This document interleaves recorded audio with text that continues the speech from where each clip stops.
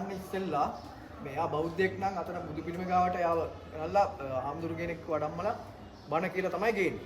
ගෙනල්ලා මේ මෙතනට ගෙනල්ලා යාගේ ඊට ඉස්සෙල්ලින් ඉඳලා ගෙදරටත් යත් එක කතා කරන්න දෙනවා.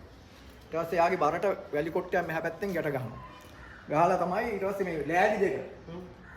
ඒකට අර වෙලාවට ඉවර එක ඇද්දම ලෑලි දෙක දෙපැත්තට. ගිහිල්ලා යා වැටෙනවනේ වල වගේ යට ලොකු තැටියක්.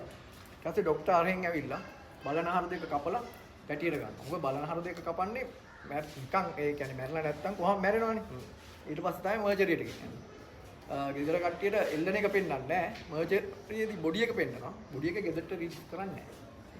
එයා පැත්තේ කළුවර කාමර මේ ඇතුළටත් ඇවිල්ලා ආයි වැරදි වැඩක් කරොත් දාන දවස් 14 21 දාන කළුවර කාමර. දැන් මම අහලා තියෙනවා සාමාන්‍යයෙන් මේ එල්ලලා මරන්න නියමිතව තිබුණ අන්තිම දවස් 7 එහා පැත්තේ තියෙන එක. එහා පැත්තේ. ඒකට මේ මෙයා කැමති දෙයක් ඕන කැමති කෑමක් ඕනම දෙයක් ඉල්ලන්න පුළුවන් කියලා. ඇත්තද ඒක? ඔව් ඒක.